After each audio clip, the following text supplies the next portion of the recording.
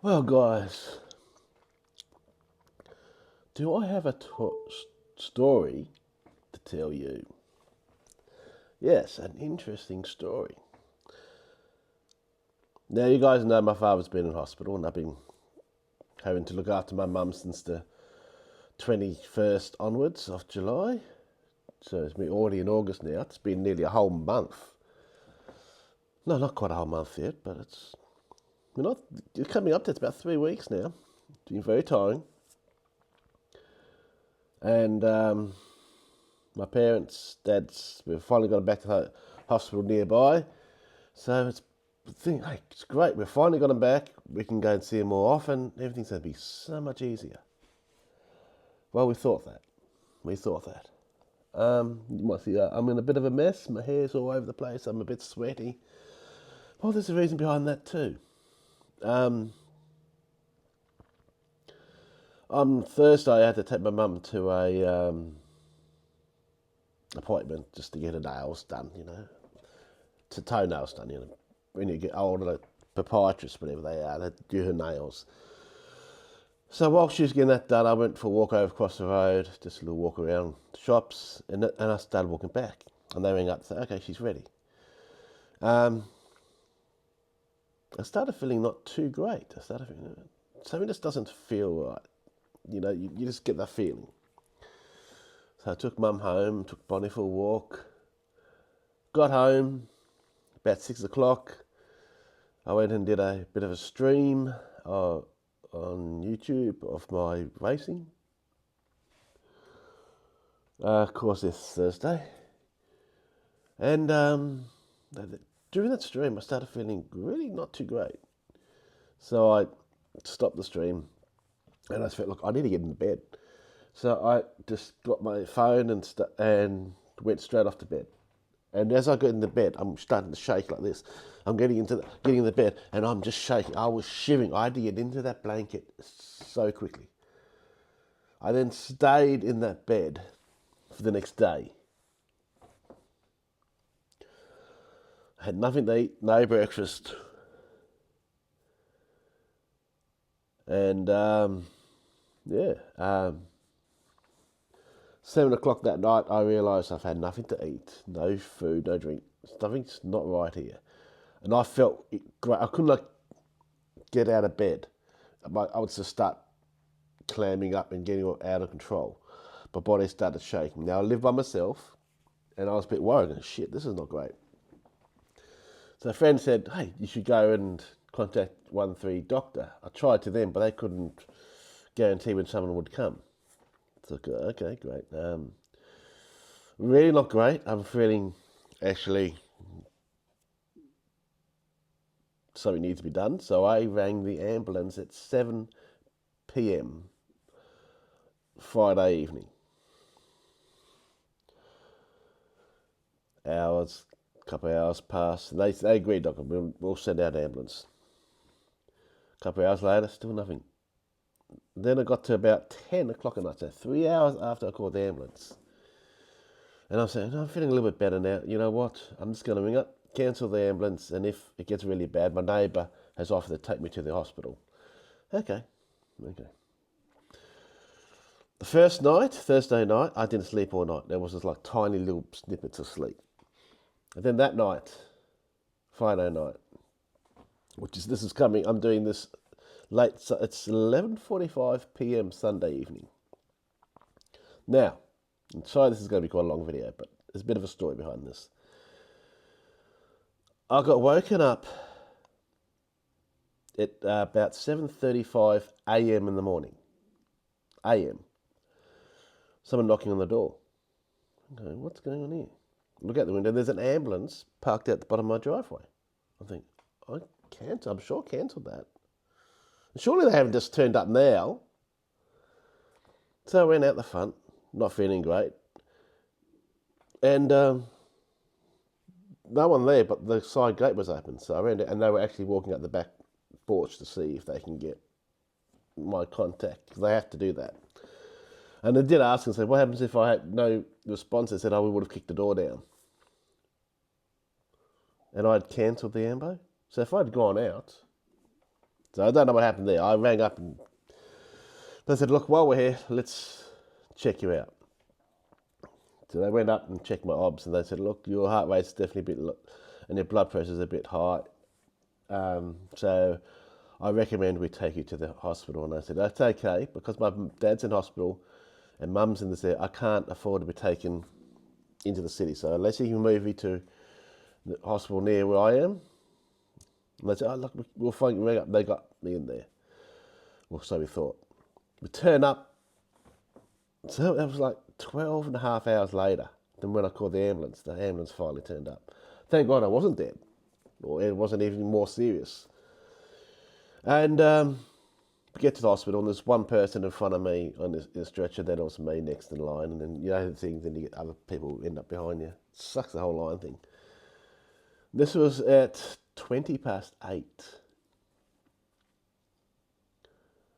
Nearly over an hour later, they finally moved the person in front of me in. Then they moved this lovely old couple that just not long arrived in front of me. They weren't in anything serious, anything. Then nearly 2 hours later, they said, look, the other ambulance has to go, so they put me into a wheelchair, and I just sat there. And again, this is not, so I said 8, 9, nearly past 10 o'clock. Still just waited there for hours. 2.5 hours later. Then the couple in front of me, they moved her off to a room. Even though I was there first, and she wasn't in any seriousness like me. Well, I was starting to feel slowly better in this time. And I just got to that point, I'm sick and tired of freaking waiting. I've waited here for 2 hours, nearly 3 hours now. I'm feeling better. So I just called the nurse over and said, look, when they turned up there, they took blood, and they did a up your friggin' nose, like they're putting that thing up in your fucking brain. And she said, well, let me just double check those results first, and then you can start me filling out the discharge paper. Now, all this time I had to wear a mask, because it's a viral thing that they thought it might be. So I had to wear a mask. And just before they let me go, she comes back and I got the results. You've tested positive to COVID. Whoa, great. Yeah, at least I know what it is now. So she said, you've got 2 options. You still want to leave, you can. Just make sure you get home and you have the meds and just rest up as much as you can. And if it gets worse, call 000 again.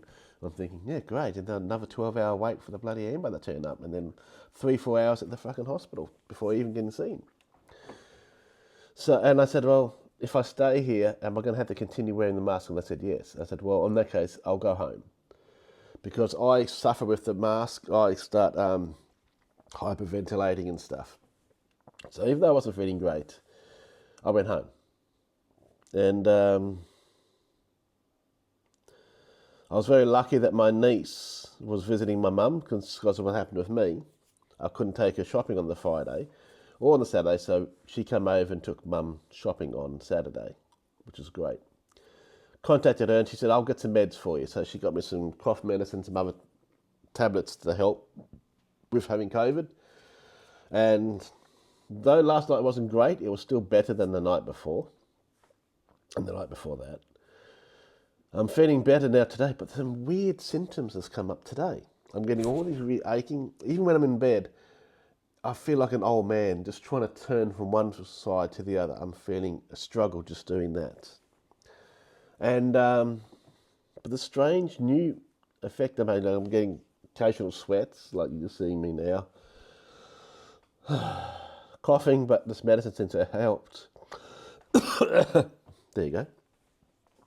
That wasn't cured or anything. Just happened to cough. And but the weirdest thing is I'm not sure if you guys know, I'm deaf in my right ear. I've got nerve deafness in my right ear. But now my left ear's gone all funny. It's gone,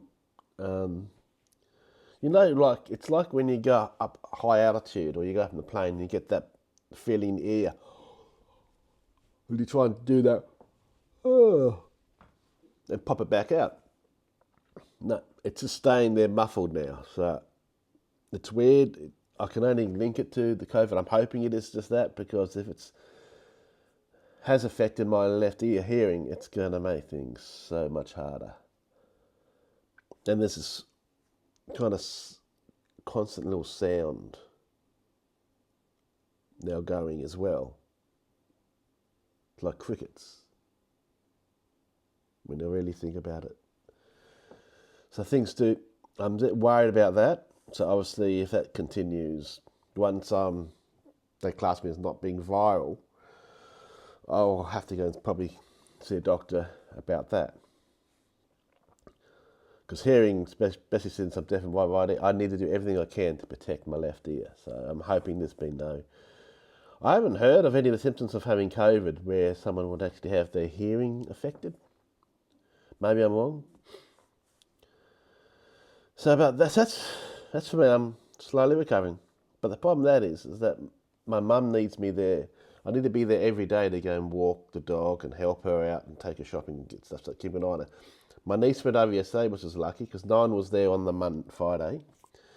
I'm very lucky that my partner and her daughter, who I'm yet to meet, went over and helped my mum and took the dog for a walk, and then took mum to go and see dad. So that all went quite well as well. But my mum's got a doctor's appointment on Tuesday, and I'm not going to be up to driving by then yet, and I don't think I want to wait at least a minute. They suggest 5 days. So I want to really make sure. I prefer to try and wait 7 days,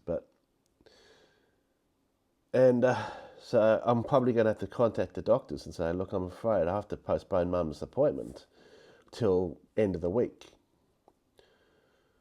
There's this group called Star Transport, something like that, in the Redlands, but I thought, I'll contact them. Maybe they might be able to help mum get to and from the appointment.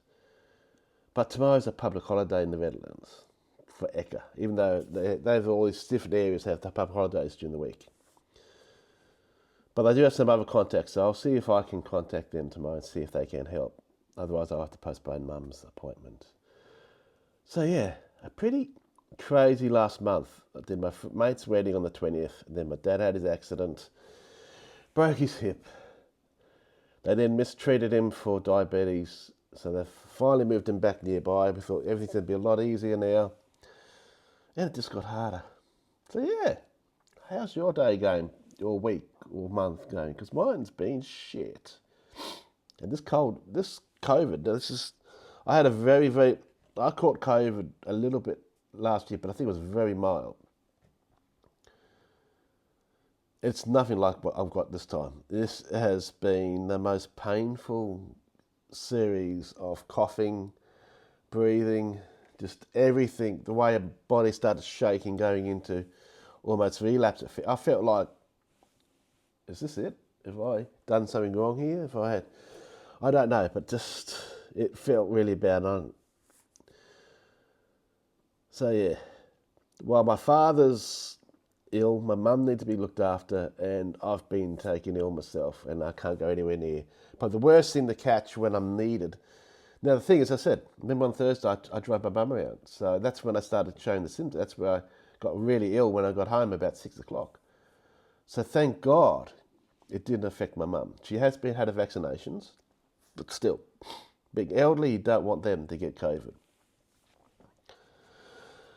So now the recovery. Sorry for this really long vlog. I just needed to say something, get this out. Thanks, guys. Hopefully when I get well again, I've been wanting to try and get back into doing these vlogs, and it's just been too long. I mean, this is Ian's World, Ian's Vlogs, some Aussie Vlogs. I can't remember what I keep calling the bloody vlogs. But I'm Ian. Catch you later.